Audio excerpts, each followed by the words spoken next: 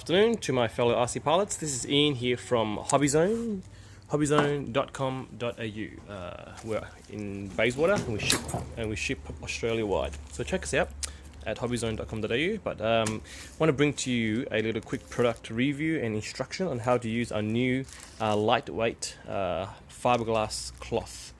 And the purpose of this cloth is, show you here, is to reinforce your foam planes or your foamies to give it more strength for flying, and also when you do crash it for impact. So it's very light, high quality, very tight woven, and these cloth comes in 1.2 by 1 meter size. So once you open it up, it's 1.2 by 1 meter, and the purpose of it is to reinforce your plane at the critical points, like that, and even the underbelly of the plane, which I have done all on the back. Just one layer. This is all single layer. And of course overlapping as you need to cut around, you know, but it's all a single layer cloth, and right down the bottom, great for skidding on, you know, on grass, on gravel or whatever. It just protects the underneath and it gives it way much more structural strength. I mean, that tail without it would be like a spongy, springy, but now this is solid as a block.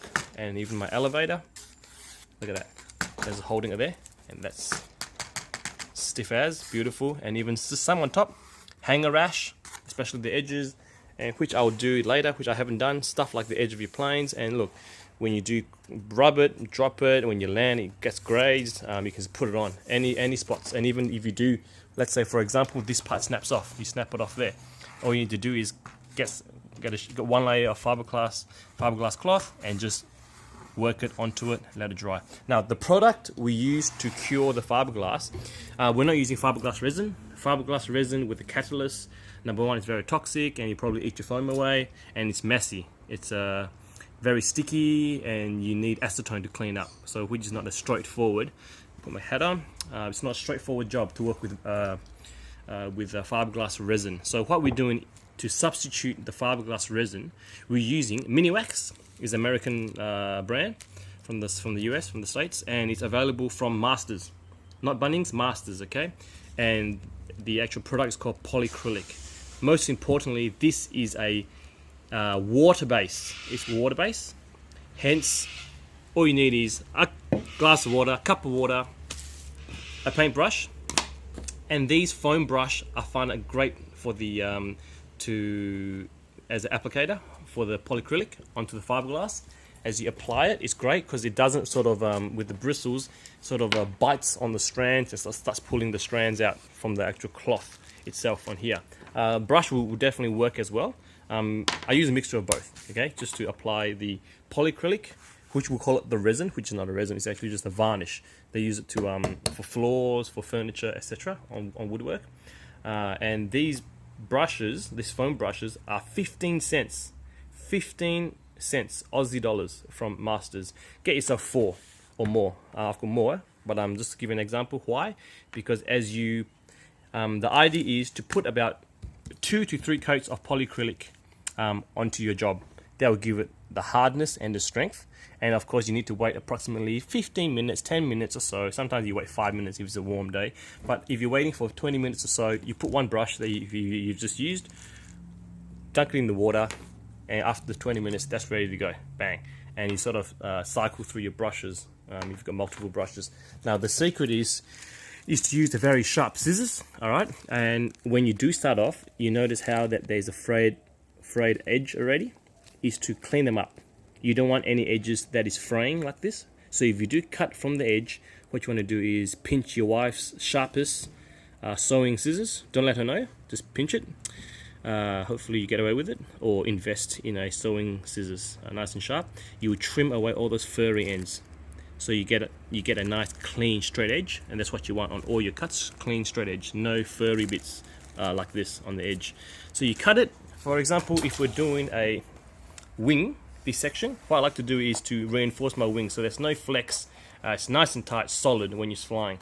So what you do is you get a piece that will go from there to there and there. So you just like a 50mm, 60mm, like a duct tape size sort of, and you cut, and what I like to do is cut a little bit more at the end, and what you do is you apply it from the center, and just like fiberglassing, push away all the air pockets. You don't want any air pockets. You want the fiberglass to adhere to the surface of the foam.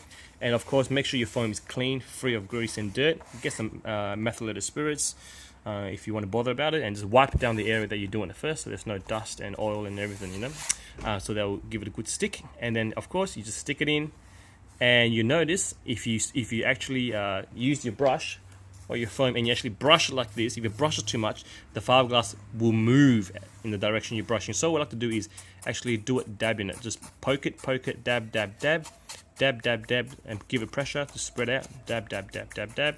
And you find that once you put the polycrylic onto the fiberglass, it will just soak in, and it's very easy. You go through all the crevices. We've actually chosen the right weight of cloth. Light enough to go into all the funny angles, all the creases and nooks and crannies, etc., and hard enough to give you protection. So it's not too light and not too heavy. You get a nice hardness out of it. So what we do is we apply it. As you can see, mine only ends about there.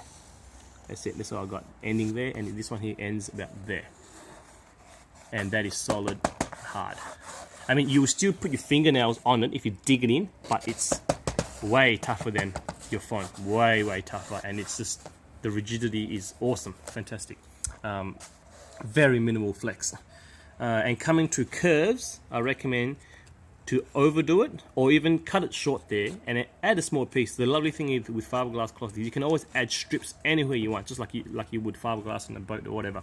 Just get your strips, and with all the curves, if you have to cut on the edge to give it the actual, like sort of like a finger, the cloth is there, you cut it, and you can actually overlap and go around different curvature of your job.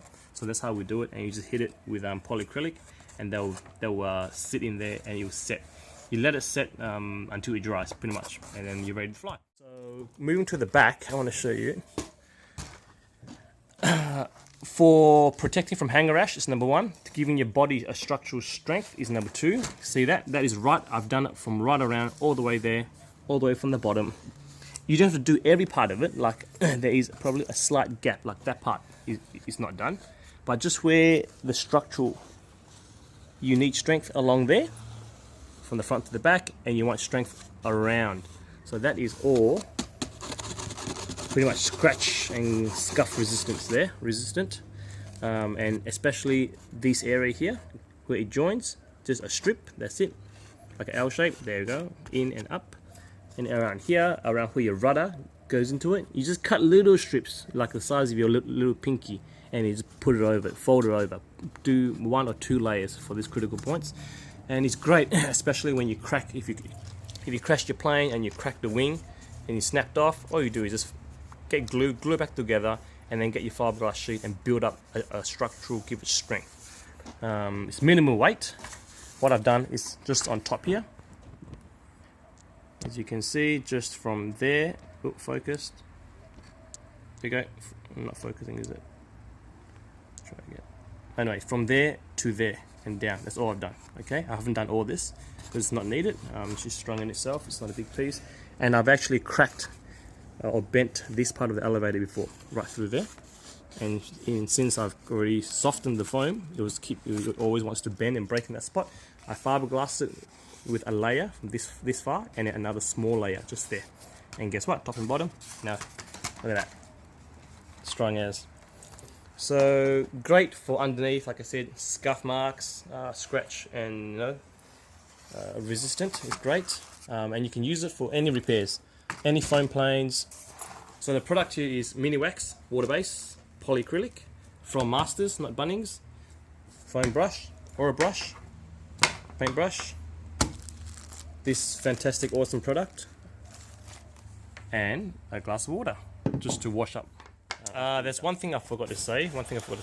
After your fiberglass and the polycrylic has dried, all you do is get yourself some sandpaper, some fine sandpaper, and just all you do is just lightly sand through, because you find that after it dries, the corners, the edge of your fiberglass will be very prickly, and if you put your hand across it, it will prick you, and if you put your actual jumper across it, you will actually grab on, or anything that is catchy and furry, you will actually grab on and you start peeling off the your work that you just laid down. So get yourself a nice, let's say even a wet and dry sandpaper, or 180 grit, 200 grit, just fine, not coarse, just fine. All it is just fine work, and just go bump, bump, bump, bump, bump, sand, sand, sand, sand, sand, sand, sand, sand, sand, sand, and all you know is, before you know it, that's it.